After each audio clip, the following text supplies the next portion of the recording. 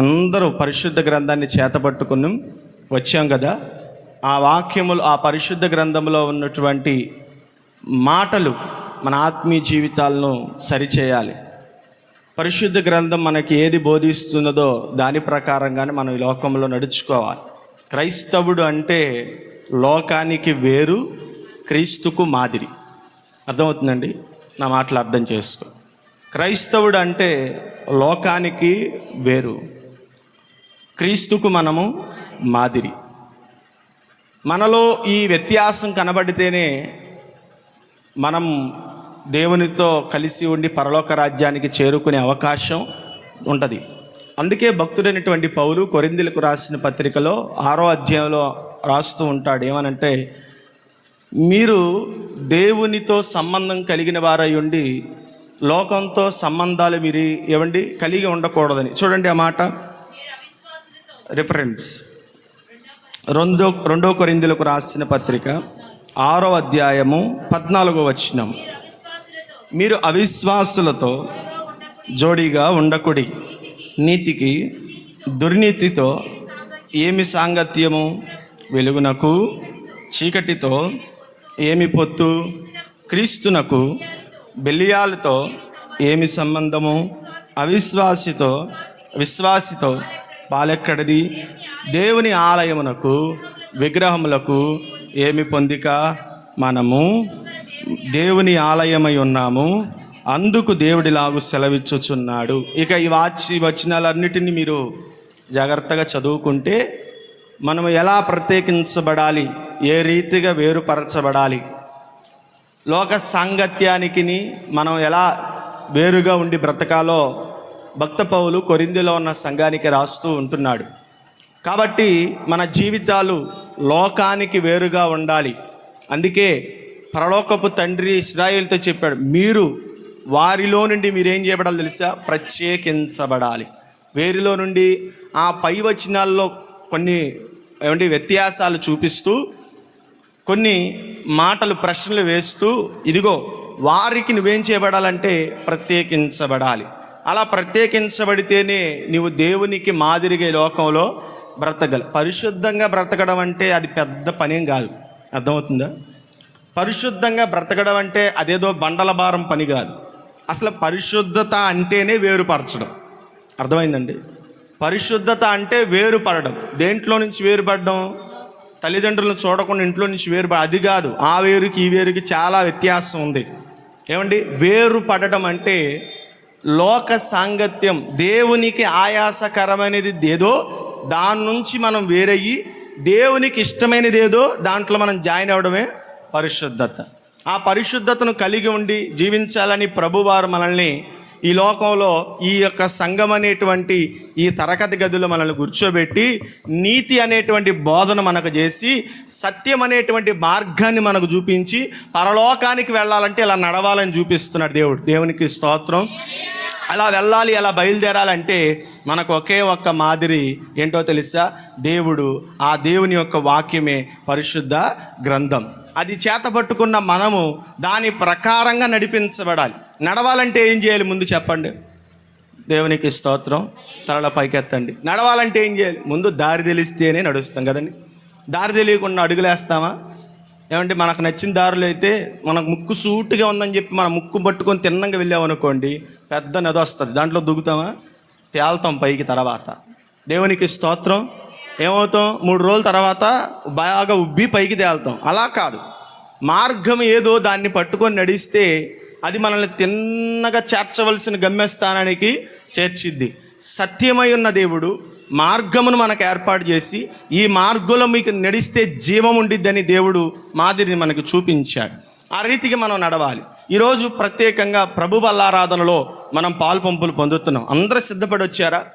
సిద్ధపాటు కలిగి జీవించారా? కలిగి వచ్చారా? సిద్ధపాటు అంటే ఏంటి అసలు? సిద్ధపాటు అంటే ఏంటి?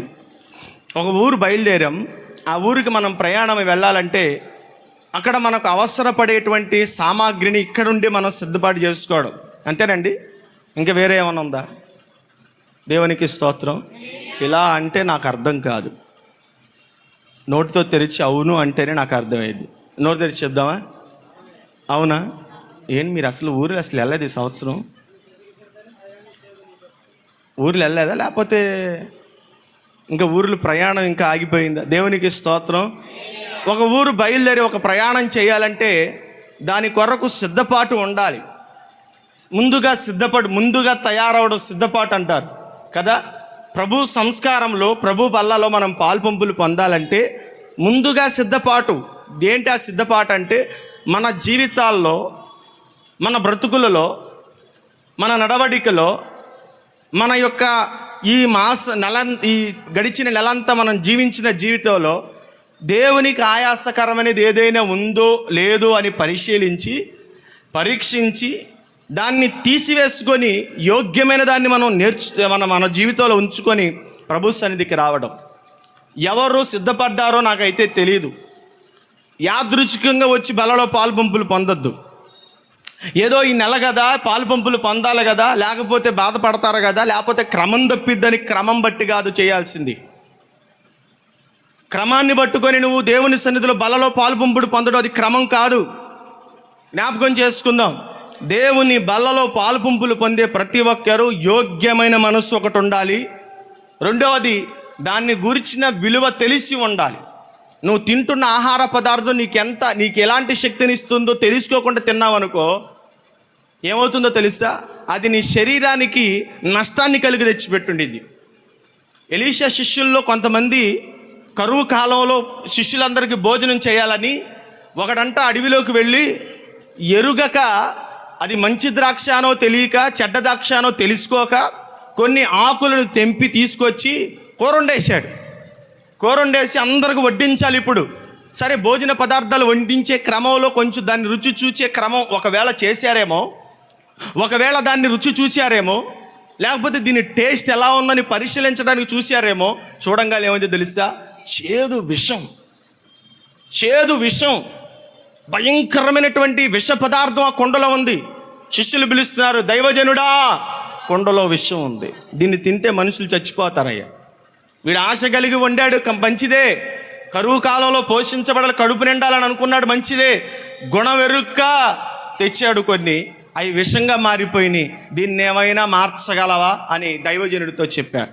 నువ్వు తింటున్నది నీకు ఏ విధంగా ఉపయోగపడిద్దో, నువ్వు తాగుతున్నది ఏ విధంగా నిన్ను ప్రయోజనకరంగా మార్చిద్దో తెలుసుకోక లోకంలో దొరికే పదార్థాలు తిన్నట్లుగా, వాటిని భుజించిన రీతిగా, వాటిని పానం చేసిన రీతిగా ప్రభు బల్లలో పాలుపంపులు పొందొద్దు.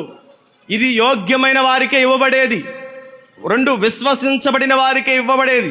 3, ఒప్పుకున్న వారికే ఇవ్వబడిద్ది. యోగ్యమైన వారు ఎవరు? యోగ్యమైన వారు లోకంలో పవిత్రమైన జీవితాన్ని జీవించడానికి, పవిత్రమైన బ్రతుకును బ్రతకడానికి తీర్మానం చేసుకొని ప్రభువే నా లోకమని ఎవరైతే తమ జీవితాలను సరి చేసుకుంటారో, ఎవరైతే తమ జీవితాలను వంకరి మార్గం నుండి తిన్న మార్గం నడిపించుకుంటారో వారే యోగ్యులు. అప్పటి వరకు నీ యోగ్యుడివి కాదు, అర్హుడివి కాదు. నువ్వు దీంట్లో చేపట్టడం వల్ల నష్టం నీకు. ఒకవేళ నువ్వు బలలో పాలుపంపులు పొందాను, ప్రభు రక్త మాంసాలు తీసుకున్నాను, పరలోకానికి రాజ్యానికి వారసునైపోతాను అని ఒకవేళ నువ్వు అనుకొని భ్రమపడి జీవితాన్ని గడుపుతుంటే జాగ్రత్త. తీర్పు దినం ఒకటి ఉంది. ఆ రోజున వేరుపరిచే ఒక క్రమం ఉంది. ఆ వేరుపాట్లు నీవు ఉండకుండా ఉండినట్లుగా జాగ్రత్తగా చూసుకో. దేవుడు వేరుపరుస్తాడు. గొర్రెలను ఒక ప్రక్కన, మేకలను ఒక ప్రక్కన వేరుపరుస్తాడు. మొదటిది ఏం చేయాలంటండి? అందరికి అర్థమవుతుందా? మొదటిది ఏంటి? యోగ్యమైన వారికి. రెండోది ఒప్పుకున్న వారికి. ఏం ఒప్పుకోవాలి? ఒప్పుకోవడం అంటే ఏంటో తెలుసా? దేవుడు కొన్ని జ్ఞాపకం చేస్తూ ఉంటాడంట. కొన్ని జ్ఞాపకం చేస్తున్నప్పుడు అవును నాదే అని ఒప్పుకోవాలంట. ఏమండి, వాక్యంలో రాయబడింది కదా, 1 యోహాను పత్రికలో 1వ అధ్యాయంలో 9వ వచనంలో రాయబడిన, 7వ వచనంలో అనుకుంటా రాయబడినటువంటి, మనలో పాపము లేదని మనం అనుకుని నీడలా. ఎవరి దృష్టికి అబద్ధం ఆడిన వాళ్ళు తెలుసా? మన దృష్టికి, దేవుని దృష్టికి కూడా మనం అబద్ధం ఆడిన వాళ్ళగానే ఉంటాం. ముందేం చేయాలి తెలుసా? యోగ్యమైన మనసుతో తీసుకోవాలి. రెండవది ఏంటో తెలుసా? ఒప్పుకోవాలి. దావీదు ఒప్పుకున్నాడు. అందుకే 32వ కీర్తన కూడా రాయబడింది, తన అతిక్రమములను. అమ్మ చెప్పండి, వాక్యం తెలుసు కదా అందరికీ. నేను ఒక ప్రశ్న అడగాలని అనుకున్నాను. నేను ఇక్కడ నిలబడి దేవుని సన్నిధిలో నిలబడి చెప్పే మాటలు అర్థమవుతున్నాయా? ఏమన్నా ఒక్క ముక్క అన్న అర్థమవుతుందండి? ప్రేమ్ కుమార్ అన్న డౌట్గా చెప్తున్నాడంటే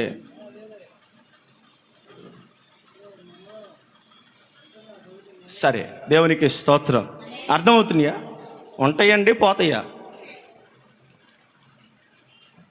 ఉంటాయిగా, మంచిది. మొదటిది ఏంటి? యోగ్యమైన మనస్సు. రెండవది ఏంటి? ఒప్పుకోవాలి. ఒప్పుకోవడం అంటే ఏంటి? ఇప్పుడు సౌలు దగ్గరికి సమూయేలు వెళ్ళాడు. 3 విషయాలు గుర్తుపెట్టుకున్నారా? మొదటిది, రెండోది, మూడోది. ఈ 3 విషయాలు గుర్తుపెట్టుకొని మళ్ళీ నేను అడుగుతాను. ఇప్పుడు రెండో దాంట్లో ఉన్నాం. దేంట్లో ఉన్నాం? ఒప్పుకోవడంలో. సౌలు దగ్గరికి సమూయేలు వెళ్ళాడు. వెళ్ళి సౌలు, దేవుడు చెప్పిన ఆజ్ఞ నెరవేర్చావా? ఆజ్ఞ నెరవేర్చావా? అమాలేకులను చంపావా? హతము చేసావా? పిల్ల లేకుండా, జల్ల లేకుండా, గొడ్డు లేకుండా, గోధుమ లేకుండా పట్టణాన్ని నిర్మూలన చేసావా? అగ్నితో తగలబెట్టావా? పట్టణం అంతా పాడేటట్లు చేసావంటే చేశాను అన్నాడు. చేశాడా నిజంగా? చేశాడా నిజంగా? నేను మాట చదివితే మీకు గుర్తుంటుంది అనుకుంటా. మొదటి సమూయేలు గ్రంథం 15వ అధ్యాయము తీసిన వాళ్ళు రిఫరెన్స్ చెప్పి మరి చదవండి. మొదటి సమూయేలు గ్రంథము 15వ అధ్యాయము 13వ వచనం చదవండి. రాగా సౌలు ఎవరు దీవిస్తున్నారు? సౌలు సమూయేలు. అవసరమా? ఏంటంట ఏదో అంటారులే సామెత. ఏమండి, ఎవరు దీవిస్తున్నారు? సమూయేలు సౌలుని దీవించాలి, కానీ సౌలే సమూయేలుని. అదికి తెలివితేటలంటే ఇయ్యే కదండి. అదికి తెలివితేటలంటే ఇయ్యే ఎవరు దీవించాలి? దేవుని సేవకుడు రాజునో ప్రజలనో దీవిస్తే అది అతనికి క్షేమం. ఇప్పుడు తొందరపడి ఇక మనమే దీవిద్దాం అన్నట్లుగా తయారైపోయాడు. ఆ తర్వాత వచ్చిన వాళ్ళు చదవండి.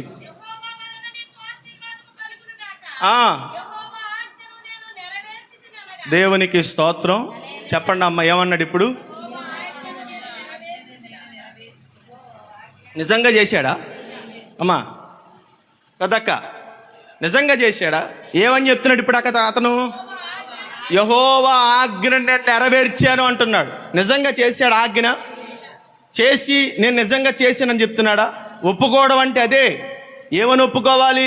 నేను చేశాను లేదా నేను చేయలేదు అనేటువంటి ఒప్పుకోలు ఉంటే ఒక విధంగా సౌలు యథార్థతను బట్టి అన్నా క్షమించబడేవాడు. అంతేనా? దేవునికి స్తోత్రం. యథార్థతను బట్టి అన్నా క్షమించబడేవాడు. ఆ యథార్థత లేకే, ఆ యథార్థ జీవితం లేకే చేసిందేమో గోరంత, చెప్పుకునేదేమో కొండంత. నేను చేసింది తక్కువయ్యా, ఖచ్చితంగా పాటించలేదు, కొంచెం పాటించాను.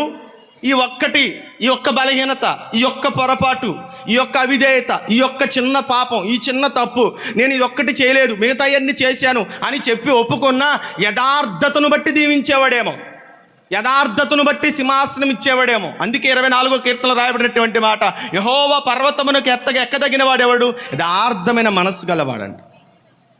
యథార్థత లేకుండా ఏం ఒప్పుకుంటాం కదా? ఒప్పుకోండి అని కేకలేస్తుంటే కొంత అంటారు. ఏంటది అంటే? నేను పాపం చేయలేదు, నాలో తప్పు లేదు, నేను పవిత్రుడిని, నేను పరిశుద్ధుడిని, నాలో పాపం లేదు, నేను యేసు ప్రభువారికి స్వయాన. చెప్పండి, యేసు ప్రభువారికి స్వయాన మాది అయింది రిలేషన్షిప్. ఒక విధంగా చెప్పాలంటే యేసు ప్రభువారిని నన్ను చూసి నేర్చుకునేటట్లుగా నాలో జీవితం ఉందని అనుకునేటట్లుగా కొంతమంది నోరు మెదపరు, మాట్లాడరు, ఒప్పుకోలు లేకుండా ఏవి సిద్ధపడి ప్రభు సన్నిధిలో ప్రభు సంస్కారం తీసుకుంటూ నోటి మాటను బట్టి ఒప్పుకోవడం. తెలుసా? వాక్య భాగంలో రాయబడింది, యేసు క్రీస్తు ప్రభు అని ఒప్పుకొని, నోటితో ఒప్పుకొని హృదయమందు విశ్వసించిన వాడు ఏం పొందుతాడంటండి? నిత్య జీవాన్ని. నోటితో ఒప్పుకోవాలంట, ఆయన నాకు ప్రభువు, ఆయన నాకు దేవుడు, ఆయన నా కొరకు ప్రాణం పెట్టాడు, ఆయన నా కొరకు మరణించి తిరిగి లేచాడు, ఆయన నా కొరకు అని నోటితో ఒప్పుకోలు నోటితో జరిగితేనే నీ హృదయము పవిత్రపరచబడి యథార్థతను కలిగి జీవిస్తూ ఉంటుంది. ఒప్పుకోకుండా ఏం చేస్తున్నాడు ఇప్పుడు? నేను యెహోవా ఆజ్ఞను నెరవేర్చానని ముందుగానే ఏం చేస్తున్నాడు తెలుసా? సన్నాయి మేళం ఈయనే వాయించుకుంటున్నాడు. అర్థమవుతుందా? సన్నాయి మేళం ఈయనే వాయించి, నేనే చేశాను, నేను చెప్పింది చేశాను, నచ్చింది చేశాను, దేవుడు చెప్పింది చెప్పినట్లుగా చేశాను. సమూయేలు అంటున్నాడు, మంచిది, ఆగు, ఒక్క నిమిషం ఆగు. చదవమ్మ అక్కడి నుంచి. సమూయేలు అలాగైతే ఆగు సౌలు ఆగు, ఒక్క నిమిషం ఆగు, నువ్వు చెప్పేది బాగానే ఉంది, డబ్బాలు బాగానే కొట్టావు, బ్యాండ్ మేళం బాగానే వాయించుకున్నావు, చేశానని బాగానే చెప్పుకున్నావు, ఏంటది? నాకు వినబడుతున్నది ఒకటి ఉన్నది, అది ఏంటని అడుగుతున్నాడు. అంటే ఇప్పుడు దేవుడు నీలో చూచేది బాహ్యపరమైనటువంటి ప్రవర్తన కాదు, అంతరంగంగా నీలో ఉన్నదేంటో దేవుడు చూస్తాడు కదా. అంతరంగంగా నీలో భౌతికంగా సమూయేలు నిలబడ్డాడు, కానీ దేవుడే, సాక్షాత్తు దేవుడే సమూయేలుతో మాట్లాడిస్తున్నాడు. సమూయేలు, అక్కడ నాకు కొన్ని శబ్దాలు వినబడుతున్నాయి, కొంచెం వెళ్ళి నువ్వు అక్కడ సౌలుతో మాట్లాడాయి అంటే సమూయేలు వెళ్ళంగానే దీవెనలు ప్రారంభించాడు. సమూయేలే దీవిస్తున్నాడు, సమూయేలుని ఆశీర్వదిస్తున్నాడు.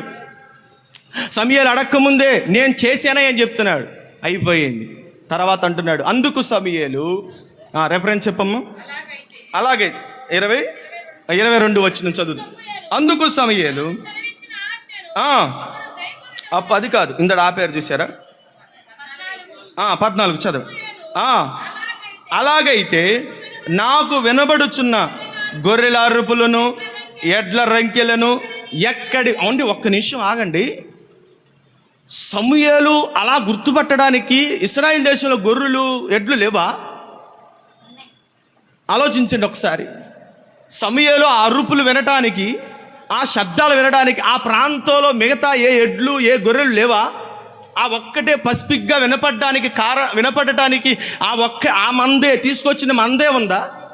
ఆలోచించండి ఒకసారి. ఎందుకు సమూయేలు ఈ మాట మాట్లాడాల్సి వచ్చింది? ఎందుకు సమూయేలు ఈ ప్రశ్నను సౌలుతో అడగవలసి వచ్చింది? నాకు వినబడుతున్నదేంటి? సౌలుకి మంద లేదా? సౌలుకి సంపాదన లేదా? గొర్రెలు లేవా? అతడు తన గొర్రెల మందను అతడు చక్కటి తండ్రికి సహకారి. తన యొక్క గార్ధవులు తప్పిపోతే వెతకడానికి వెళ్ళినవాడు. తండ్రికి చేదోడు వాదుడుగా సౌలుకి గొప్ప సంపద ఉంది, ఎన్నో వేల ఎడ్లు సంపద ఉంది అతనికి. మరి అవన్నిటిని వదిలిపెట్టి వినబడుతుంది అంటున్నాడేంటి? ఏ వినబడుతుంది? ఎక్కడ నుంచి వినబడుతుంది? వినబడేది ఏంటి? ఏ వినబడిందని సమూయేలు సౌలుతో అంటున్నాడు. అప్పటి వరకు ఏ రంకెలు వినలేదా? ఏ అరుపులు వినలేదా? ఏ ఒక్క గొర్రె మేకల యొక్క శబ్దం ఆ ప్రాంతంలో వినపడలేదా? వినపడింది. కానీ అక్కడ సౌలు యొక్క జీవితాన్ని ఒక్కసారి ప్రశ్నార్థకంగా నిలబెట్టాలని, అక్కడ ఏంటి ప్రశ్న అంటే, నీవు తెచ్చిన వాటి వలన నీకు నష్టం, నీవు వీటిని తెచ్చుకున్నావు, నీకు మంద తక్కువైందా? నీకు సంపద తక్కువైందా? నీకు ఆస్తి తక్కువైందా? నీకు ఇవి లేకుండా నువ్వు ఇప్పటి వరకు బ్రతుకుతూ వచ్చావు. ఒకవేళ నన్ను అడిగితే నేను ఇస్తా నీకు అన్నట్లుగా దేవుడు వాటిని జ్ఞాపకం చేస్తూ నాకు వినబడుతుంది. ఏంటి అవసరమయ్యి ఒప్పుకోలు. ఏం ఒప్పుకుంటున్నావు?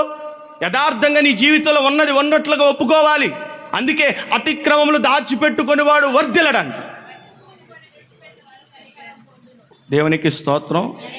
మిగతా వాళ్ళ నోరులు ఏమవుతున్నాయి? దేవునికి స్తోత్రం. హల్లెలూయా, హల్లెలూయా. ఒక కప్ప కథ ఉంది, ఏంటో తెలుసా? కొత్తగా ఓ చెరువులోకి కప్ప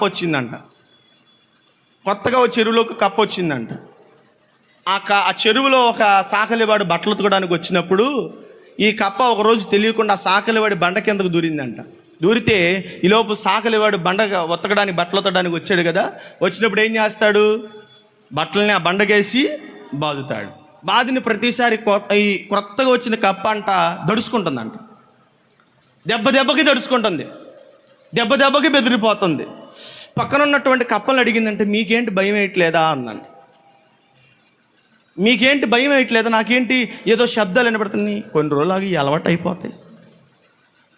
నువ్వు కొత్తగా వచ్చావు కదా, ఈ అరుపులు, ఈ బెరుపులు ఇవన్నీ నీకు కొత్తగా ఉంటాయి. అందుకే అరిసిన ప్రతిసారి దడుచుకుంటావు, కేకేసిన ప్రతిసారి వెలుగుతూ ఉంటావు.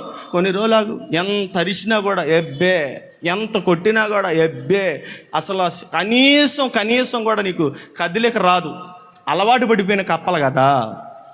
దేవునికి స్తోత్రం చెప్దామండి. అర్థమవుతుందా? దేవునికి స్తోత్రం. అలవాటు అయిపోయిన కప్పలు కదా, అంత పెద్ద అవసరం లేదు. ఆయన బాదుతూ ఉంటాడు, మన పని చేసుకుందాం కదా. ఆయన ఒక సమయాన్ని వెళ్ళిపోతాడు, ఆయన దారి ఆయన బాగుతాడు. తర్వాత మనకి ఇదంతా మావులే. ఈరోజు వచ్చి వాగు, రేపు వచ్చి వాగు, ఇవన్నీ అయిపోతూ ఉంటాయి.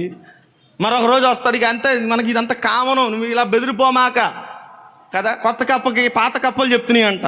హలో, దేవునికి స్తోత్రం. హల్లెలూయా. వాక్యం చెప్పినప్పుడు, ఆ రిఫరెన్స్ చెప్పినప్పుడు అందరూ పంచుకోవాలి. అతిక్రమములు దాచిపెట్టుకునేవాడు చెప్పాలి అనుకున్నవాడు. అతిక్రమములు, సామెతల గ్రంథం 22వ అధ్యాయం అనుకుంటా. ఎంత? 28వ అధ్యాయం చదవండి అమ్మా. 28:13. సామెతల గ్రంథం, కీర్తన గ్రంథం దాటిన తర్వాత, ఏ గ్రంథం తర్వాత? కీర్తన గ్రంథం దాటిన తర్వాత సామెతల గ్రంథం. సామెతల గ్రంథంలో 28వ అధ్యాయము 13వ వచనం. అతిక్రమములు దాచిపెట్టుకునేవాడు వర్ధిల్లడు. అతిక్రమములు దాచిపెట్టుకునేవాడు వర్ధిల్లడు. రెండవది మనం ఏం చెప్తున్నామండి? ఒప్పుకోవాలి. నీ అతిక్రమములు, నీ దోషములు, నీకున్న అవిధేయతలు, నీకున్న పొరపాట్లు, నీకున్న బలహీనతలు, నీకున్న చిన్న చిన్న తప్పులు ప్రతి ఒక్కటి ప్రభు సన్నిధిలో ఒప్పుకోవాలి. ఒప్పుకోకుండా ఎవరైతే ప్రభు బల్లలో పాల్పంపులు పొందుతారో వారు నష్టపోతారు. శిక్ష వచ్చింది. శిక్ష ఏ రీతిలోకి వచ్చి తెలుసా? ఒకళ్ళు దేవుని యొక్క శిక్ష బయలుదేరితే కొంతమందికి బలహీనతలు వస్తాయంట, రోగాల పాలైపోతారు. కొంతమందికి ఏమండి మరణమే సమీపిస్తూ ఉంటుంది. జ్ఞాపకం చేసుకుందాం. అందరికీ అర్థమవుతుందా? దేవునికి స్తోత్రం. మొదటిదేంటి? యోగ్యమైన ప్రవర్తన. రెండవది ఏంటి? ఇప్పుడు ఒప్పుకోల్లో ఉన్నాం. ఒప్పుకుంటున్నారా? మిమ్మల్ని అడిగినప్పుడు నిజమే దేవా, నేను నిజమే ఒప్పుకుంటున్నాను అని ఒప్పుకుంటున్నారా? నీ అతిక్రమలు ఒప్పుకుంటున్నావా? యోబు గ్రంథంలో రాయబడినటువంటి మాట. యోబు గ్రంథము 32వ అధ్యాయం అనుకుంటా, చూడండి.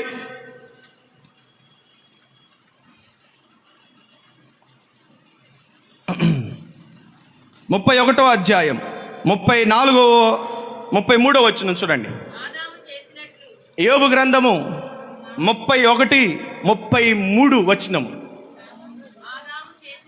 ఆదాము చేసినట్లు నా దోషములను దాచిపెట్టుకొని మహాసమూహమునకు భయపడియు కుటుంబముల తిరస్కారమునకు జడిసియు నేను మౌనముగా ఉండిన ఎడల ద్వారము దాటి బయలు వెళ్ళక. ఎక్కడ దాచుకున్నాడంటండి? ఎక్కడ దాచుకున్నాడు చెప్పాలి. అందరు తలలపైకి ఎత్తి చెప్పండి. ద్వారము దాటి బయటికి వెళ్ళక మౌనంగా ఉన్నాడంట. ఎక్కడున్నాడు తెలుసా? దేవుని ఎదుట అబ్రహాము మౌనంగా ఉన్నాడు. క్షమించండి, ఎవరు? ఆదాము మౌనంగా ఉన్నాడు. మౌనంగా ఉండి ఏం చేశాడు తెలుసా? పాపాన్ని ఇక్కడ దాచుకున్నాడు కదా. ఇక్కడ దాచుకున్నాడు. ఇక్కడ దాచుకొని దేవుని దృష్టిలో, దేవా నేను పాపం చేయలేదయ్యా, అస్సలు నన్ను పరీక్షించు చూడు, అసలు నేను ఎవరో తెలుసా? ఏబిసిడీలు చెప్పే చిన్న పాప కన్నా నేను చాలా బుద్ధిమంతుడు, నేను పరిశుద్ధున్నయ్యా, నేను పవిత్రున్నయ్యా, నాలో ఎలాంటి క్రమం ఉందో నీకు తెలీదా? నేను ఎంత పవిత్రుండో నీకు తెలీదా? నేను ఎంత పరిశుద్ధుండో నీకు తెలీదా? నాలో ఎంత యథార్థత ఉందో నీకు తెలీదా? తెలియకుండా ఎంతకాలం నువ్వు ఎరిగి ఉన్నావా అని దేవుని ముందు మనల్ని మనం గొప్ప చెప్పుకునేటట్లుగా మన ప్రవర్తన ఉండకూడదు. ఏమంటున్నాడు? నేను దేవుని ఎదుట ఎలా ఉన్నానో తెలుసా? నా ప్రవర్తన ఎలా ఉందో తెలుసా? ఆదామన్న రొమ్ము పాపమును రొమ్ములో దాచుకున్నాడు. నేను అలా దాచుకోలేదు. కుటుంబ తిరస్కారానికి దడియలేదు, సమాజానికి నేను జడియలేదు. ఒకవేళ నా తప్పును బట్టి ఎవరైనా నన్ను కించపరుస్తారన్న ఆ యొక్క భయం కూడా లేకుండా పాపములు ఒప్పుకున్నట్లు అతడు ఏం చేశాడు తెలుసా? త్వరపడ్డాడు.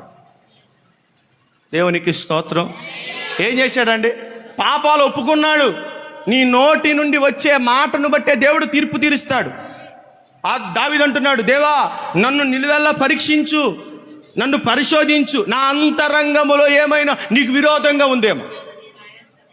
నీకు ఆయాసం తెచ్చేది ఏమన్నా ఉందా? దుఃఖం తెచ్చేది ఏమన్నా? చూడు, ఒక్కసారి నన్ను చూడు, నా జీవితాన్ని పరిశీలించు, నా బ్రతుకుని ఒకసారి నా నడవడికను ఒకసారి ఒప్పుకోవడం వల్ల ఏమైందో తెలుసా? కనికరించబడతా. నువ్వు నీ జీవితంలో ఎన్నో తెలిసో తెలియక దేవుని సన్నిధిలో వ్యతిరేకమైన పాపాలు చేసావు, తెలిసే చేసావు. అతిక్రమము అంటే ఏంటో తెలుసా? అతిక్రమము అంటే అది కాదు, నీకు కొటేషన్ దొరికిందని చెప్పేయడం కాదు.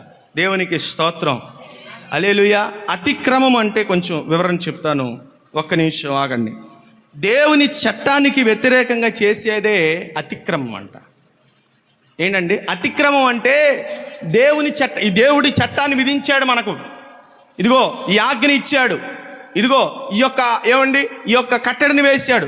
ఇప్పుడు ఈ ఆజ్ఞ, ఈ కట్టడి, ఈ యొక్క విధానం దేవుడు మనకు చెప్పి దీని జోలికి వెళ్ళొద్దు, దీని జోలికి నువ్వు వెళ్ళొద్దు, దీన్ని దరిచేరొద్దు, ఇది పాపం, ఇది భయంకరమైన ఉగ్రతను తెచ్చిపెట్టిదని దేవుడు చెబితే ఆయన ఆజ్ఞను మీరి అడుగులు వేయడమే అతిక్రమము కదా. ఇప్పుడు మన జీవితంలో మనం పాపాన్ని ఇంకా దాచుకున్నాం అంటే మనం ఏం చేస్తున్నట్లు? అతిక్రమిస్తున్నాం. దేవునికి స్తోత్రం కలుగును గాక. అందరికీ అర్థమవుతుందా? దేవునికి స్తోత్రం కలుగును గాక. మొదటిదేంటి? యోగ్యమైన ప్రవర్తన. మనం యోగ్యులమా కామా పరిశీలించుకోవాలి. ప్రభు బలలో పాలు పంపులు పొందడం వల్ల మనం యోగ్యులమా? యోగ్యత ఎలా వస్తుంది? యోగ్యులు ఎవరవుతారు? భక్తుడైనటువంటి పౌలు కొరింథీలో ఉన్న సంఘానికి రాస్తున్నాడు, మీరు వచ్చి భోజనం చేయడం ముందోళ్ళకేమో అందుతుంది, వెనకోళ్ళకేమో, అంటే మీలో సమాధానం లేదు, మిమ్మల్ని మీరు సరి చేసుకునే విధానం లేదు, మిమ్మల్ని మీరు సరిదిద్దుకునే విధానం లేదు. వస్తున్నారు, బలలో పాలు పంపులు పొందుతున్నారు, మీకు నచ్చినట్లుగా బ్రతుకుతున్నారు. ఇది కాదు. నువ్వు యోగ్యురాలుగా మార్చబడాలంటే లోకంలో నుండి ప్రత్యేకించబడాలి, పాపపు జీవితంలో నుంచి ప్రత్యేకించబడాలి. క్రీస్తు కొరకు జీవితాన్ని నువ్వు కలిగి ఉంటేనే యోగ్యుడిగా మార్చబడతావు. పరలోక రాజ్యానికి వెళ్ళాలంటే ఎవరికి పడితే వాళ్ళకి హక్కు లేదు. అర్థమవుతుందండి? పరలోక రాజ్యానికి చేరుకోవాలంటే ఎవరికి పడితే వాళ్ళకి అవకాశం లేదు. నేనేదో వాక్యం చెప్తున్నానని నేను పరలోక రాజ్యానికి వెళతానన్న గ్యారంటీ లేదు. అర్థమవుతుందా? ఎందుకయ్యా అంటే నా ఆఖరి వరకు దేవుడు నా జీవితాన్ని పరిశీలిస్తాడు. బోధ మాత్రమే వినడు దేవుడు. దేవునికి స్తోత్రం. బోధ మాత్రమే వినడు. నువ్వు ఎలా బోధ చేస్తున్నావు? ఖచ్చితంగా గండిగా బోధ చేస్తున్నావా? నీ వాక్యం గంభీరంగా ఉందా? బోధ మాత్రమే కాదు, పౌలు అంటున్నాడు, మాటల యందును ప్రవర్తన యందును నీకు మాదిరిగా నువ్వే ఉండాలి. విశ్వాసులకు మాదిరిగా మాటలలోను ప్రవర్తనలోను నడవడికలోను నువ్వు మాదిరిగా ఉండాలి. అంటే బోధించేవాడు మాదిరితనం కలిగి ఉండాలి. ఆ మాదిరితనం ఎవరైతే కలిగి ఉంటారో వారు దేవుడిచ్చు జీవ కిరీటాన్ని, బహుమానాన్ని పొందుకుంటారు. దేవునికి స్తోత్రం. హల్లెలూయా. అర్థమవుతుందా? ఏమో చెప్తున్నాడు అన్నట్లుగా అర్థమవుతుందా లేదా? దేవునికి స్తోత్రం. నీలో ఉన్నటువంటి అతిక్రమాలు ఒప్పుకోవాలి. ఒప్పుకోవడం వల్ల కనికరం వచ్చింది. సౌలు ఒప్పుకోలా. ఏం చేశాడు తెలుసా? నేను యెహోవా ఆజ్ఞను నెరవేర్చానని ముందుగా ఏం చేశాడండి? తన్ను తాను చెప్పుకుంటున్నాడు. అయితే సమూయేలు అంటున్నాడు, ఆగు, నాకు వినబడుతున్నది ఏంటి? ఏమండి? సమూయేలుని అడుగుదాం. సమూయేలు, నీకు ఎంతవరకు ఆ ఏరియాలో ఎక్కడ నీకు ఈ గొర్రెల మందలు, ఎడ్ల మందలు అరుపులు వినపడలేదంటే నాకు వినపడ్డాయి. కానీ ఆ రోజు సౌలు దగ్గర వినపడినది దేవునికి వ్యతిరేకమైన స్వరం. అది కదా. మనం దేవుని సన్నిధిలో ఒప్పుకోవాలండి. ఒప్పుకోకుండా నువ్వు ఎంతకాలం భక్తి చేస్తావు, ఎంతకాలం దాచుకుంటావు? ఒక విషయం చెప్తాను. ఏమండి? ఒప్పుకోకుండా కప్పుకున్నావు మనకి ఏమైతే తెలుసా? ఇప్పుడు మురికి, మనం తిన్న వ్యర్థాలు కానీ వాడేసిన పదార్థాలు కానీ ఒక చోట పడేసినప్పుడు కొన్ని రోజులకు అదేమొచ్చిందో తెలుసా? కుళ్ళు కంపు వచ్చింది. అవునా? కుళ్ళు కంపు వచ్చింది. ఈ కుళ్ళు కంపు రాకుండా మనం ఏదో మంత్రాలు చేసి ఏదో చేసి దాని మీద గుడ్డ కప్పేసి వదిలేసామనుకోండి, ఏమైంది? అది లోపట మరీ భయంకరమైనటువంటి వ్రాతగా మారిపోయి ఒకరోజు ఆ వాసన ఏమండి భయంకరంగా వచ్చింది కదా. భయంకరంగా వచ్చింది. ఎంత భయంకరం అంటే ఇక అది ఆ దుర్వాసనను సహించలేనంతగా వస్తుంది. గాయం తగిలింది, గాయానికి ఏం చేస్తారు? మందు రాసి దాన్ని కొన్ని రోజుల వరకే దాన్ని శుభ్రంగా, అది దుమ్ము ఆ డస్ట్ పడకుండా కట్టుకట్టి, తర్వాత అంటారు కట్టులు లేకుండా తిరిగాయి. ఎందుకంటే అది గాలి తగిలితే చర్మం గట్టిబడి ఆ యొక్క గాయం మానిద్ది అని చెప్తారు. లేదు, నేను ఎల్లకాలం కట్టుకొని తిరుగుతానన్నావు అనుకో, ఏమైతే తెలుసా? గాయం మానదు. లోపల పదార్థం కంపు గట్టి కుళ్ళిపోయి రసి చీమిగారి దాని లోపల నుంచి పురుగులు వస్తాయి కదా. కప్పుకుంటే ఇది తిప్పలో, ఒప్పుకుంటే కదా కనికరం ఒప్పుకుంటున్నావా? ఒప్పుకొనే వచ్చాము దేవుని సన్నిధికి. ఇంటి దగ్గర బయలుదేరేటప్పుడు ప్రార్థన చేసుకుని రమ్మని ప్రతి ఆదివారం చెప్తూనే ఉంటాం. ఇంటి దగ్గర నుంచి బయలుదేరేటప్పుడు, దేవా నేను నిన్ను సన్నిధికి వెళుతున్నాను, నేను నీ మందిరంలో కూర్చుంటున్నాను, యోగ్యుడిగా నేను వెళ్ళాలి కానీ అయోగ్యుడిగా నీ మందిరానికి వెళ్ళకూడదు. దాతాను అభిరాము నీ సన్నిధికి వాళ్ళు ఏమండి అహరోను కుమారులిద్దరూ నాదాబు అబీహులు ఇద్దరు కదూ, నాదాబు అబీహులు ఇద్దరు యోగ్యము కాని ప్రవర్తన చేత నీ సన్నిధికి వెళ్ళారు.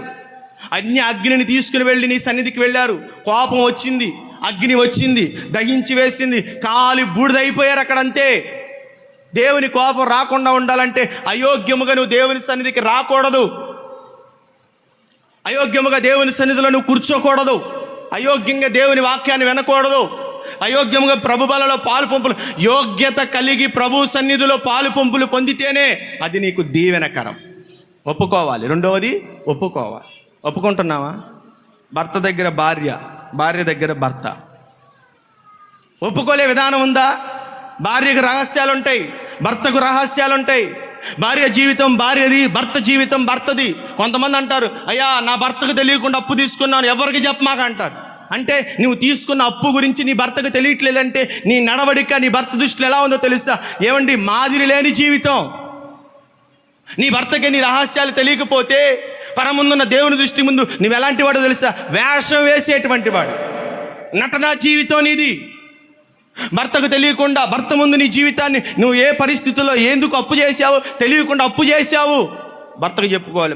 నేను ఈ దినాన్ని నేను అప్పు చేశాను, కొన్ని పరిస్థితులను బట్టి అప్పు చేశాను, లేదా కొన్ని పరిస్థితులు బట్టి పై చోటికి వెళ్ళాల్సి వచ్చింది, కొన్ని పరిస్థితులు బట్టి వస్తూ భర్త ముందు నువ్వు ఒప్పుకుంటే భారం తగ్గిద్ది. భర్తకు తెలియాలి నీ జీవితం, నీ రహస్యాలు. కొంతమంది రహస్యాలు దాచుకొని ఉంటారు. భర్తకు తెలియకుండా భార్య, భార్యకు తెలియకుండా భర్త, భార్య ఏమో ఒకదారి, భర్త ఏమో ఒకదారి, ఇలా రహస్యాలు దాచిపెట్టుకుంటారు. అది మాదిరికరమైన కుటుంబమా? అది మాదిరికరమైన జీవితమా? నీ భర్త ముందు నువ్వు రహస్యాలు దాస్తున్నావంటే, భర్తకు తెలియకుండా జీవితం జీవిస్తున్నావంటే భర్త ముందు నటన వేసినట్టు కాదు కదండి. భర్తకు తగినట్లుగా ఉన్నట్టుగా నువ్వు నటన వేస్తున్నావు. ఒకానొక రోజు ఏమైతే తెలుసా? నీ నటన రంగు బయటపడిపోయింది. పావురాలన్నిటికీ మేత బాగా దొరుకుతుందని కాకి ఒకరోజు ఆలోచించుకున్నంట, ఎలా అయితే నేను పావురాల మందలోకి చేరి నేను ఆహారాన్ని సంపాదించుకుంటాను, ఎలా దొరికిద్దని చెప్పి ఆలోచించుకుంటే అక్కడ ఒక చోట రంగు వేస్తున్నటువంటి ఆ రంగుల డబ్బా కనపడిందంట. డబ్బా కనపడితే గబాలను అనుకుందంట, అవును నేను పావురంగా మారితేనే, పావురం రంగు ఏంటి చెప్పాలి, పావురం రంగు ఏంటి, పావురంలాగా మారిపోతే నేను కూడా చక్కగా ఆహారం తినొచ్చు అని చెప్పి అనుకొని వెళ్ళిపోయి ఉన్న పాలన ఆ తెల్లటి రంగు డబ్బాలో మునిగిందంట. ఇప్పుడు ఏమైపోయింది? నల్ల కాకి కాస్త కాకే, గుణం మారలా. అర్థమవుతుందండి? కాకే, కానీ ఇప్పుడు ఏమైంది? రంగు మారింది. ఇప్పుడు అనుకుందంట, నేను రంగు మారిపోయాను, నాకు తెల్లటి రంగు వచ్చేసింది, ఇక నేను కూడా పావురాన్ని అనుకొని చెప్పి మందలోకి వెళ్ళిపోయి, పావురాల మందలోకి వెళ్ళిపోయి చక్కగా ఆ పావురాల మేత వేస్తుంటే శుభ్రంగా తింటుందంట.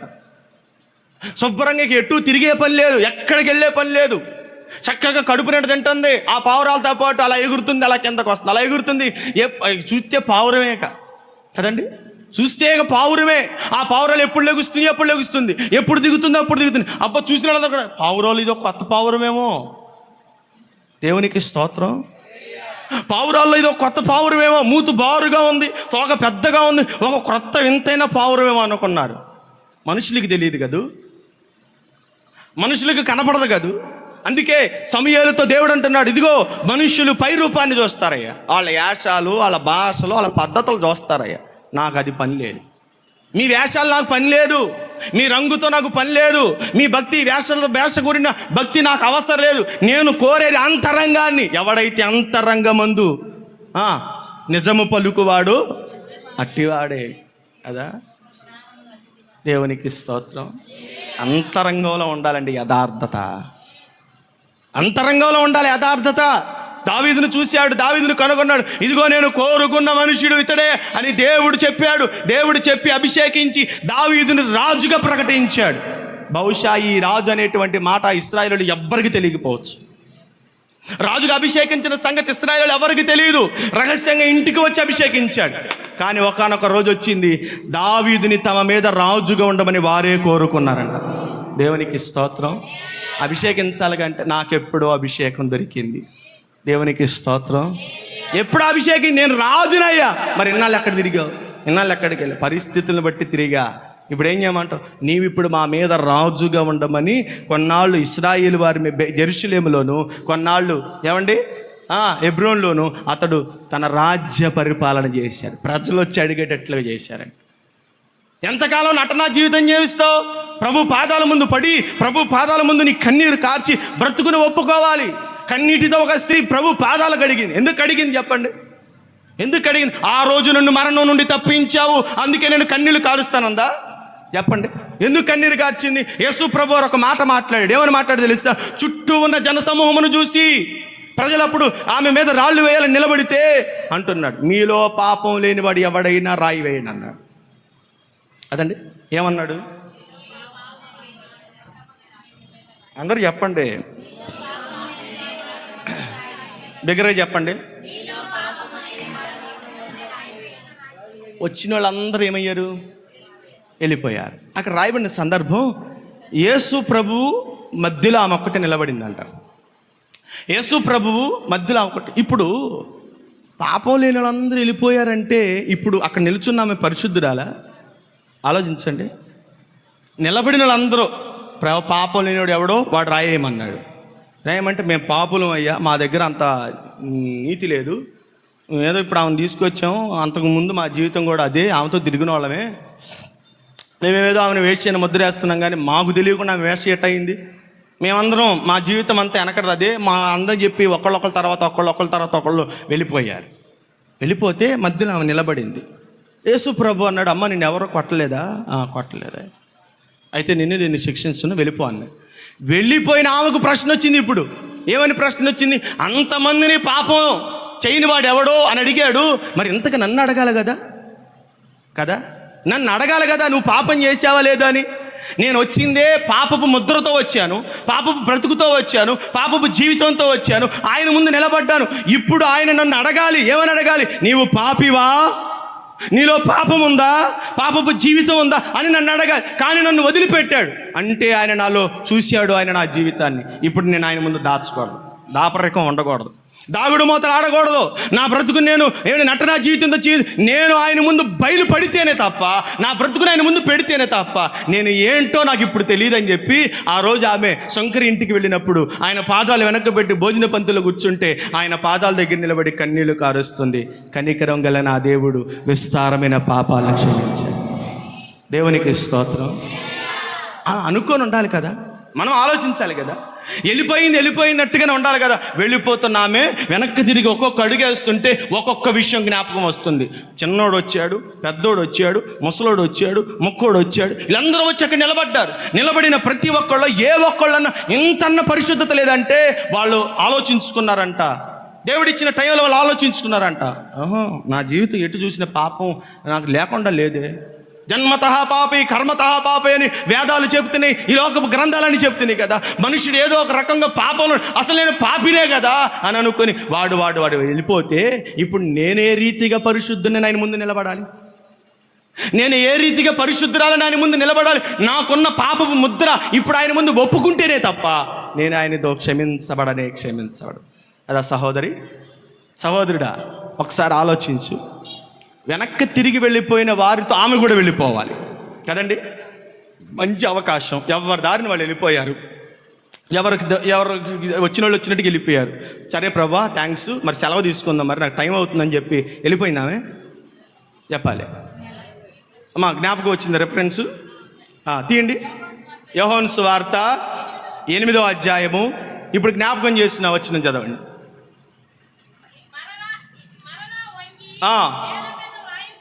అమ్మా రెఫరెన్స్ మళ్ళీ ఒకసారి చెప్పండి. యోహాను సువార్త 8:8 చదవండి. వారు ఆ మాట విని, ఏ మాట విన్నారు చెప్పండి? నువ్వు పాపివిరా అని బన్ను అనే పేరు చెప్పాడా?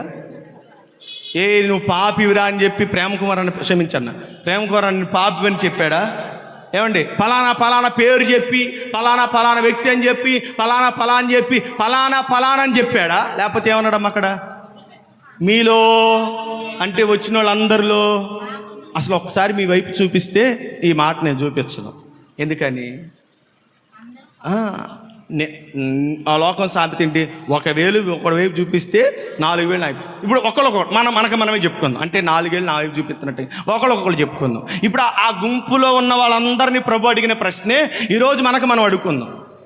ఈరోజు మనకు మనం అడుక్కుందాం. ఇగో ఇలా ప్రభువారు ఏలు చూపించలేదు కానీ మనకు మనం ఏలు చూపించుకుని అడుగుదాం. నేను అడుగుదాం. అక్కడ మాట చదువు, అక్కడ జ్ఞాపకం పెట్టుకోండి. ఆ మాట అక్కడ చూస్తూ ఒక ఏలు మన వైపు చూపించుకుని అడుగుదాం. మీలో అన్నాడు కదా, నాలో అనే మాట జోడించి అడగండి. అక్కడ అదే ఉన్నారా? అసలు నాలో పాపం లేదని చెప్పుకోవడానికి ఉందా? నాలో పాపం లేదు. యోహాను భక్తుడు మొదటి పత్రిక రాస్తూ మొదటి అధ్యాయాలు అంటాడు, మనలో పాపం లేదని చెప్పుకుని నేడలా మనమే మోసం చేసుకున్నామని మొట్టమొదట మనం చదువుకుంటూ వచ్చాం కదా. మనలో పాపం లేదు ఏ రీతిగా చెప్పగలం? అంటే నేను యేసు రక్తంతో కడిగిబడి నాలో ఇక పాపం లేదని నేను పరిశుద్ధిని ఎలా తిరిగినా కూడా నేను పరిశుద్ధిని అనుకుంటున్నావా? జాగ్రత్త. పొందిన రక్షణను కాపాడుకుని అంతవరకు జీవిస్తేనే నీవు దేవుని సన్నిధికి చేరినప్పుడు అక్కడ నువ్వు పరిశుద్ధుడు అవుతావు. ఇక్కడ పరిశుద్ధుడు కావు. భూమి మీద ఎవరో పరిశుద్ధుడు లేడని వాక్యమే చెబుతుంది. నీతిమంతుడు లేడు, ఒక్కడు లేడు.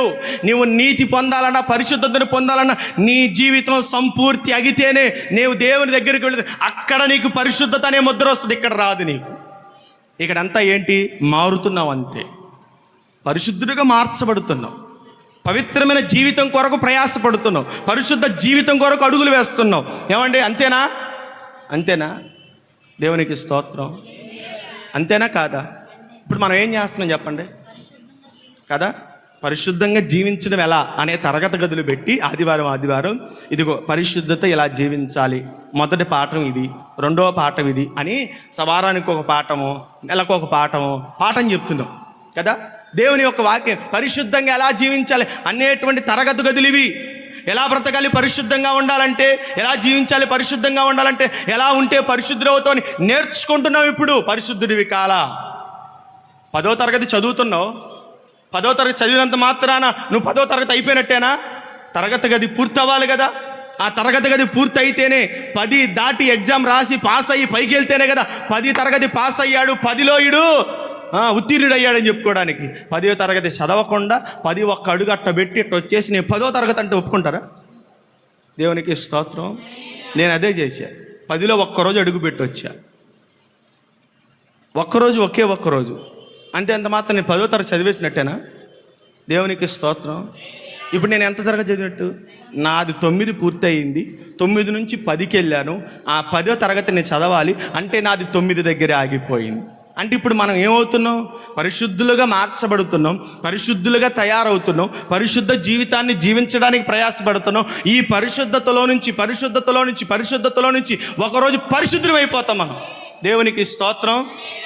ఒక్కొక్క రోజు మనం నేర్చుకుంటూ పరిశుద్ధుడు ఎలాగా, పరిశుద్ధ జీవితం ఎలాగా, పరిశుద్ధ మాటలు ఎలాగా, పరిశుద్ధ జీవితం ఇలా పరిశుద్ధత. ఒకరోజు మనం పరిశుద్ధులమే దేవుని యొక్క పాదపీఠం దగ్గర నిలబడిపోతాం. అది అక్కడైతేనైతే మనం పరిశుద్ధులు అవుతాం. ఇక్కడ పరిశుద్ధులం కావు. మరి అయ్యా బలారాధన ఎందుకయ్యా అంటే నీ పరిశుద్ధ జీవితాన్ని నీకు జ్ఞాపకం చేసి ప్రభు శ్రమల యందు నీవు కూడా పాలిభాగస్థుడు అవ్వాలని, ఆ పాలిభాగస్థ జీవితం జీవిస్తే ప్రభు ఎలా తన పని ముగించుకొని తండ్రి దగ్గరకు వెళ్ళి ఆ తండ్రి కుడిపాశాన కూర్చున్నాడో, మహిమాలోకంలో పరిశుద్ధ లోకంలో ఎలా కూర్చున్నాడో నీవు కూడా ఇది క్రమాన్ని జరిగిస్తావని దీన్ని నీకు ఇచ్చాడు. అంతేనా? పరిశుద్ధులు తీసుకోవాలి బల్లారాధన అంటే కొన్ని సంఘాలు ఈ క్రమం లేదు. పాపని ఒప్పుకుంటే నీకు చాలా బల్లారాధన ఇచ్చేస్తారు. అర్థమైందా? ఒప్పుకున్నావు కదా, బాప్తిసం నీకు పనే ఉంది, బల్లారాధన పొందుకో అంటారంట. నేను మధ్యనే వింటున్నాను. కొన్ని క్రమాలు అలా ఉంటాయి. ఏమండి? ఏది మనం తప్పు పట్టడానికి లేదు. నేను పాపిని తప్పు ఒప్పుకున్నానండి, నేను ఈరోజు పాపం చేశానని ఒప్పుకుంటున్నాను, అది ఇది దాని ఎత్తే చాలు చేతిలో పెట్టేస్తాను, తినేవచ్చు. దానివల్ల నువ్వు పరిశుద్ధుడు అయిపోయినట్లేనా కదా? అయిపోయినట్లేనా? కాదు. నువ్వు ఈ క్రమం జరిగించే దేని కొరకు? క్రీస్తు ఈ లోకంలో ఎలా బ్రతికాడో దానికి మాదిరి జీవితం జీవించడం జ్ఞాపకం కోసం. ఇది నువ్వు ఎందుకు భుజిస్తున్నావయ్యా, ఎందుకు తాగుతున్నావు అంటే క్రీస్తు ఈ లోకంలో ఎలా బ్రతికాడు, ఎలా జీవించాడు. ఒకరోజు న్యాయసభ నిలబడినప్పుడు నాలో పాపం ఉందని మీలో రూపింపగలిగిన వాడు ఎవడైనా ఉన్నాడని సవాలు విసిరితే ఆనాటి సమాజం ఇంతవరకు దానికి జవాబు చెప్పలేదు. అలా నువ్వు బ్రతకాలి, పరిశుద్ధ జీవితం జీవించాలి. అందుకొరకే దిది ఆ పరిశుద్ధ జీవితం కొరకే ఇది. దీనిలో పాలుపంపులు పొందుతున్న నీవు ప్రతి నిత్యం నీ జీవితాన్ని పరీక్షించుకోవాలి. ప్రతి నిత్యం నీ నడవడికను పరీక్షించుకోవాలి. ప్రతి నిత్యం నీ ప్రవర్తన పరీక్షించుకోవాలి. ప్రతి నిత్యం నిన్ను నీవు దేవుని ఎదుట ఒప్పుకోలు జీవితం జీవించడానికి ఇది.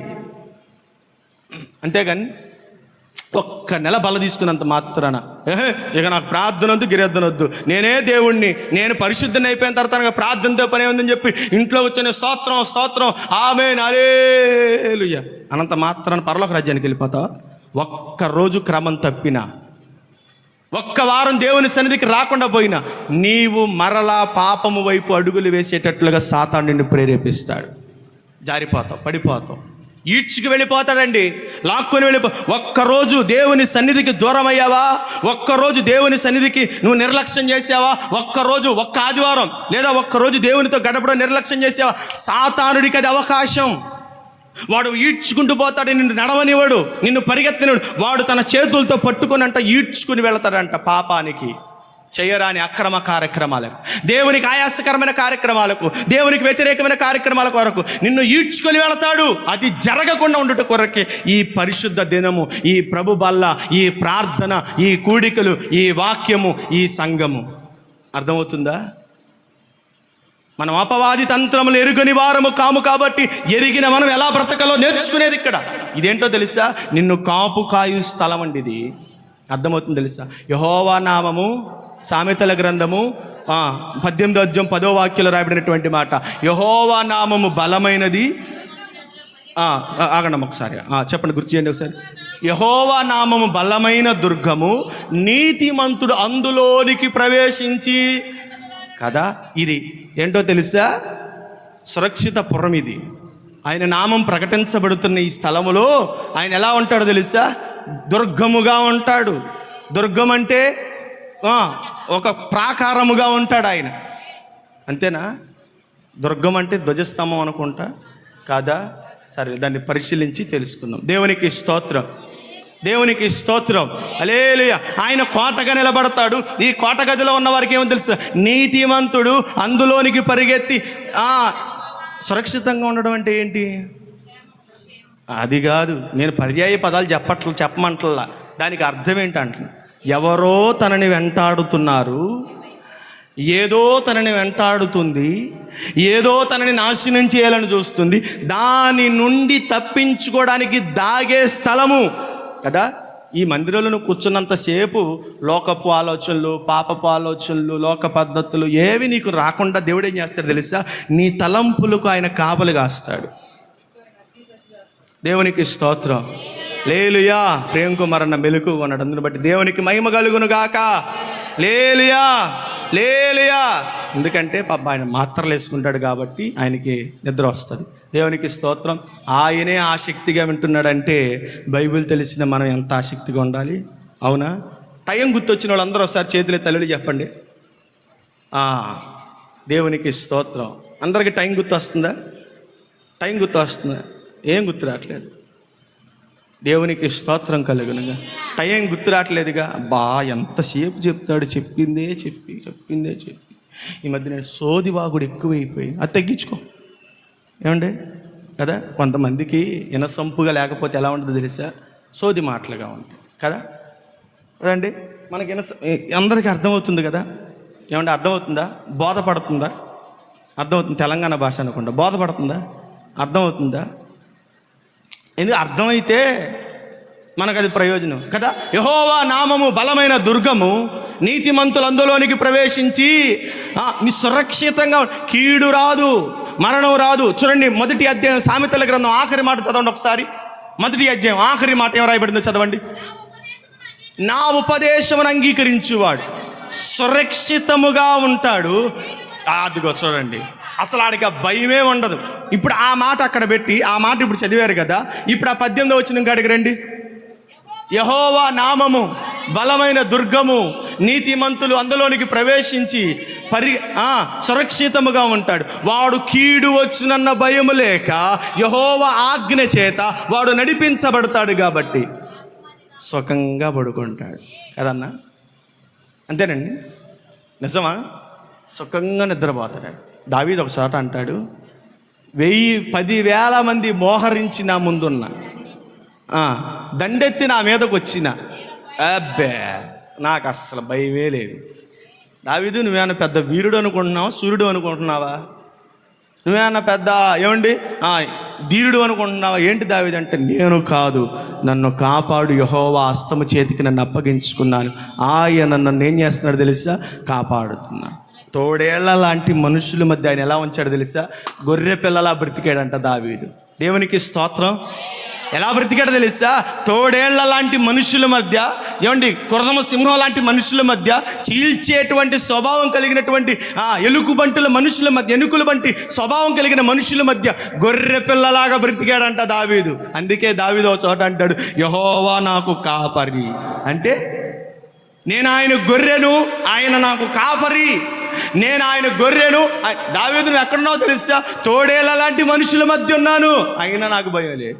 చీల్చే స్వభావం కలిగిన ఎలుగుబంటి లాంటి స్వభావం కలిగిన వారి మధ్య అయినా నాకు భయం లేదు. క్రూరుల మనుషులు అయినా నాకు భయం లేదు. ఎందుకోసమో తెలుసా? నేను యెహోవాను నాకు కాపరిగా చేసుకున్నా. పాడుకుందామా? పాడదామా? నిద్రపోయిద్దని. నిద్రపోవట్లేదా? దేవునికి స్తోత్రం. పాడుకుందామా? ఏమని పాడుకుందాం? నేనాయన గొర్రెను, నేనాయన గొర్రెను, నాకులేమి కలుగదు. నేనాయన గొర్రెను, మంచి కాపరి నా కాపరి, గొప్ప కాపరి నా కాపరి. చేతులు పైకెత్తి చప్పట్లు కొడదాం. కాపరి నా కాపరి, గొప్ప కాపరి నా కాపరి. గాఢంధకార లోయలలోనే సంచరించిన నీ దొడ్డు కర్రయు నీ దండము నన్ను ఆదరించెను.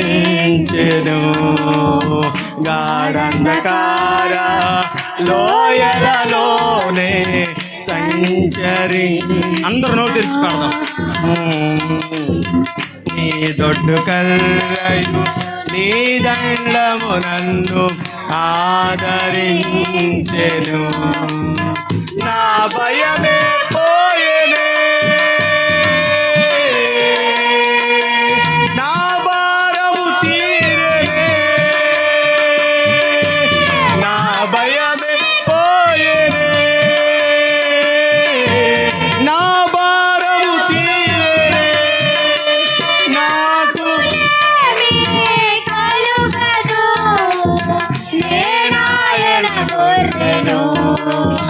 నాకు అందరూ కలిసి కలుగదు, నేనాయన గొర్రెను. చప్పట్లు కొడదాం. నాకులేమి కలుగదు, నేనాయన గొర్రెను. నాకులేమి కలుగదు, నేనాయన గొర్రెను. మంచి కాపరి నా కాపరి, అందరూ కలిసి గొప్ప కాపరి నా కాపరి. ఓ మంచి కాపరి నా కాపరి, గొప్ప కాపరి నా కాపరి. పచ్చిక గల చోట ఆయన నన్ను పరుండ చేయును. శాంతికరమైన జలముల చేత నన్ను నడిపించెను. పచ్చిక గల చోట ఆయన నన్ను స్వరాలు తెరిచి పాడదామా? శాంతికరమైన జలముల చెంత నన్ను నడిపించును. నా ఆకలి తీరెనే,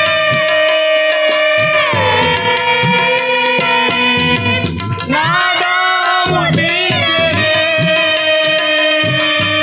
నా ఆకలి తీరెనే,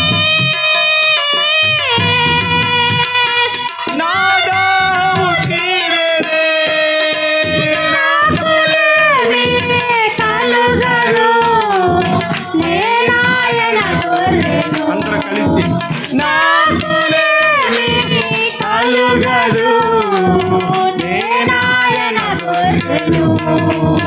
మంచి కాపరి నా కాపరి గొప్ప కాపరి నా కాపరి మంచి కాపరి నా కాపరి గొప్ప కాపరి నా కాపరి యెహోవా నా మంచి కాపరి యెహోవా నా మంచి కాపరి యెహోవా నా మంచి కాపరి యెహోవా నా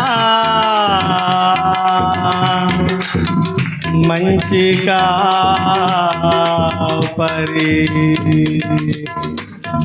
దావీదుని అడుగుదాం. దావీదు, నువ్వు కాపరి గొర్రెని అంటున్నావు, ఆయన కాపరను నేను ఎలా కాపాడాడు?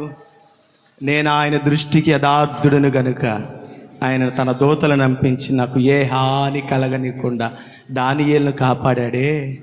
దానియేలు జీవితంలో యథార్థతను కనుగొన్నాడే.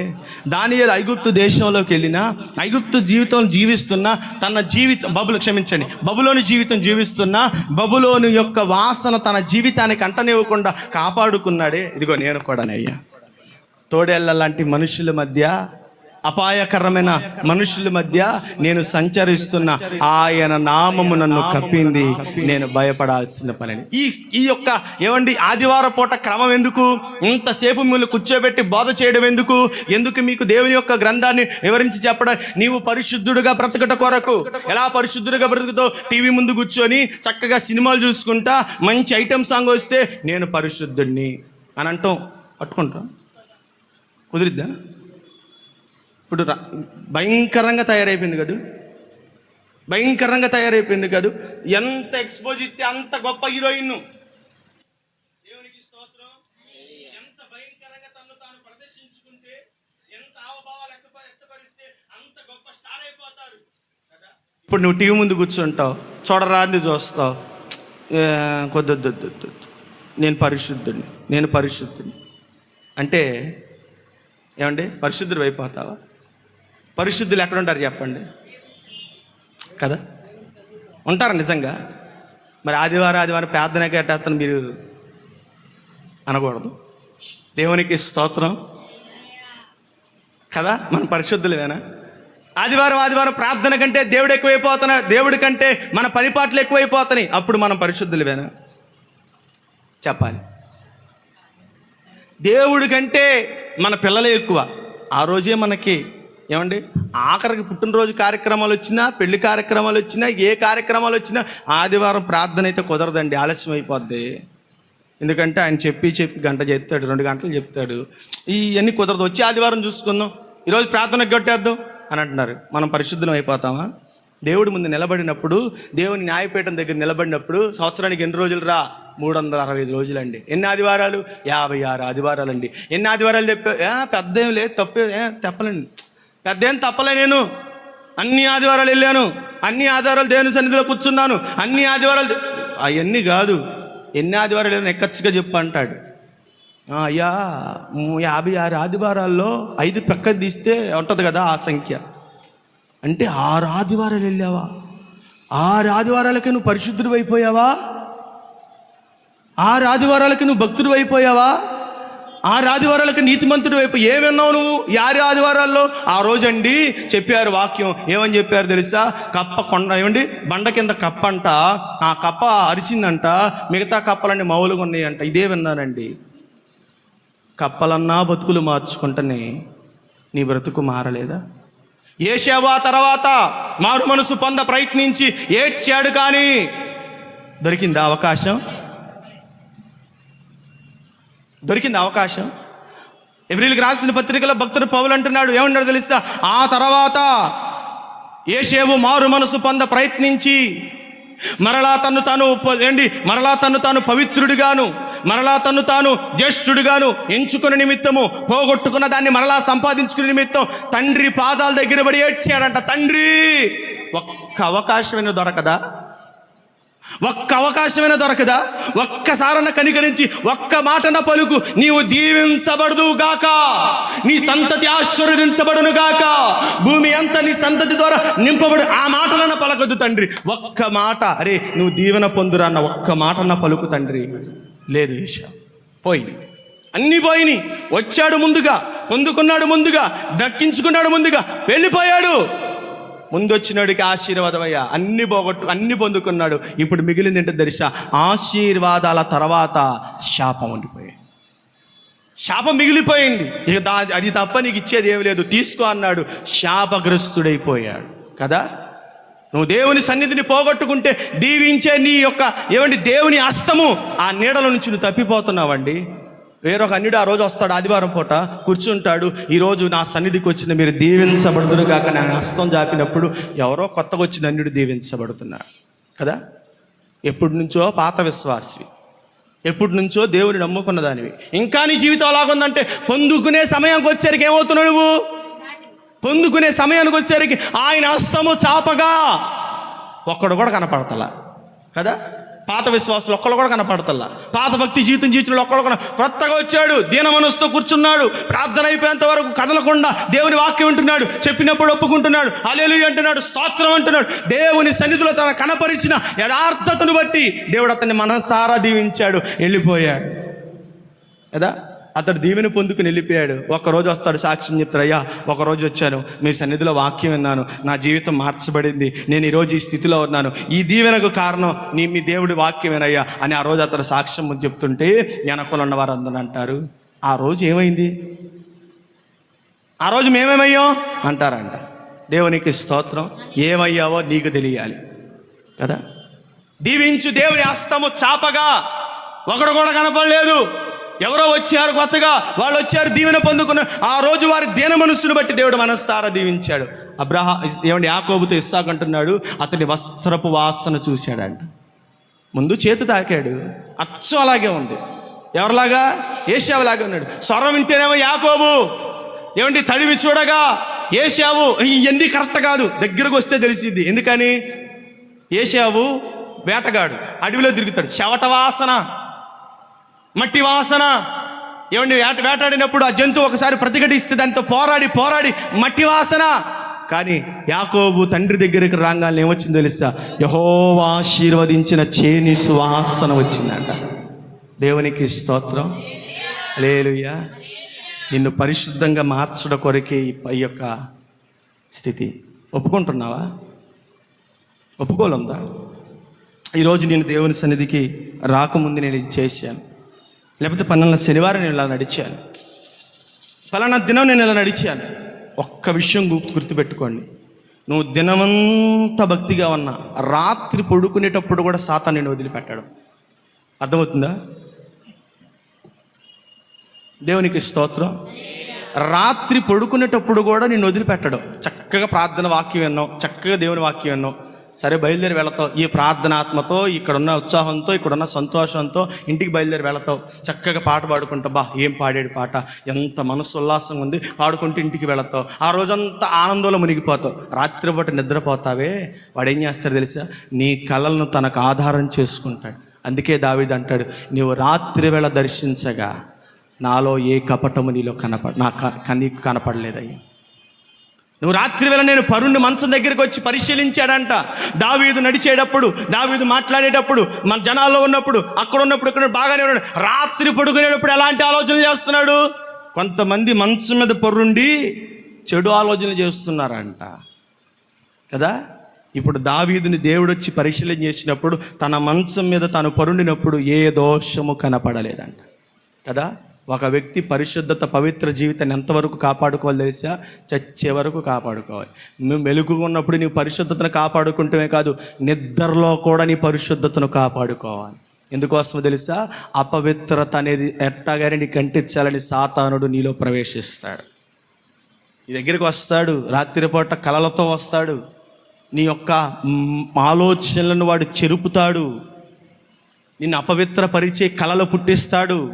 యవనస్తుడికేమో యవన కోరికలనే కలలు పుట్టిస్తాడు. నడి వయసులో ఉన్న వారికి నడి వయసుతో సంబంధించినటువంటి కోరికలనే ఆలోచన పుట్టిస్తాడు. చాలామందిని అడగండి, ఈరోజు నీకు నిద్రలో ఎలాంటి కలలు కన్నావంటే కొన్ని కలలు చెప్పుకోలేని పరిస్థితుల్లో ఉంటాయి. ఎందుకు అయ్యాలా ఉంటాయి అంటే సాతానుడి యొక్క ప్రేరేపణ అది. నిన్ను ఎలాగైనా భ్రష్టు పట్టించాలి. అందుకే కొరింథీయులకు రాసిన మొదటి 11వ అధ్యాయంలో ఆ పౌలు అంటున్నాడు, ఏమండి, సర్పము తన కుయుక్తి చేత అవ్వను మూసుపరిచినట్లు ఎట్లయినను, అదేనందమ్మా, అదేనా, ఉందా మాట ఉందా?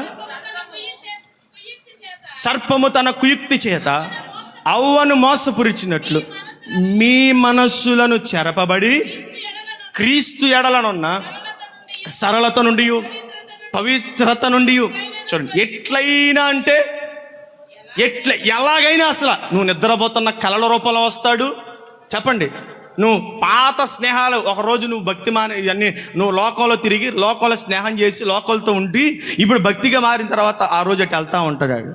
చూసి జ్ఞాపకం చేసుకో, ఆ వ్యక్తి ఉన్నాడు చూసావా, ఆ ముందు చూసావా, ఆమె నా పాతకాలపు స్నేహం, ఆ పాతకాలపు జ్ఞాపకాలను చూపించి కూడా వాడు ఏం చేస్తాడు తెలుసా, నేను అపవిత్రపరుస్తాను.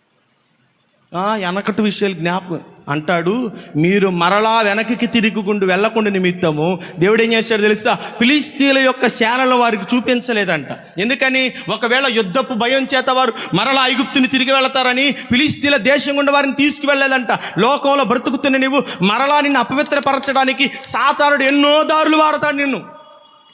ఎన్నో దారులు వాడతాడు. నీలో ఉన్న పవిత్రతను పాడు చేయాలని, పరిశుద్ధతను పాడు చేయాలని, భక్తిని పాడు చేయాలని, విశ్వాసాన్ని పాడు చేయాలని వాడు కంకణం కట్టుకొని కూర్చుంటాడు. లోకంలో తిరిగే వాళ్ళ దగ్గరికి వెళ్ళడు, పాపం చేసే వాళ్ళ దగ్గరికి వెళ్ళడు, వ్యభిచారం చేసే వాళ్ళ దగ్గరికి వెళ్ళడు, దొంగతనం చేసే వాళ్ళ దగ్గరికి వెళ్ళడు. భక్తిగా ఎవడుంటాడో, ఎవడు భక్తిగా బ్రతకాలని తీర్మానం చేసుకున్నాడు, ఆ రోజు నుంచి వాడిని నిఘా పెడతాడు. దేవునికి స్తోత్రం. ఎడ్వర్డ్ విలియం గారు మంచి దైవజనుడు, చాలా ఇష్టమైనటువంటి ఆత్మీయ మరియు సేవకులు.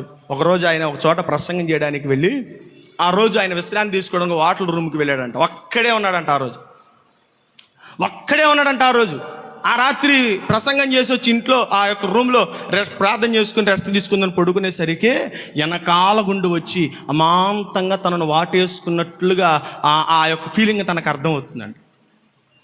ఆ స్పర్శ తను అనుభవిస్తున్నాడు. ఒక స్త్రీ వచ్చి వెనకాల గుండా తనను కౌగిలించుకుంటే ఆ స్పర్శ ఎలా ఉంటుందో తను అనుభవిస్తున్నాడు. ఒక్కసారిగా చూసి ఉలుక్కుపడి లేచి ఏంటి ఇలా జరుగుతుందని చెప్పి చుట్టూ చూస్తే ఏమీ లేదు, ఎవ్వరు లేరు. గమనించాడు, సాతానుడు నన్ను భ్రష్టత్వంలోనికి తీసుకువెళ్ళాలని భ్రమ పెడుతున్నాడు, వీడికి చిక్కకూడదని చెప్పి సాతానుని ఎదిరించే ప్రార్థన చేశాడు. వాడు నిన్ను ఎలాగైనా పాడు చేస్తాడు. ఆ పరిశుద్ధతను నువ్వు కాపాడుకునే విషయంలో నీ నోటి మాటలు ఒప్పుకోలు ఉండాలి కదా. ఇది ఒప్పుకోలికి ఎంత విధానం.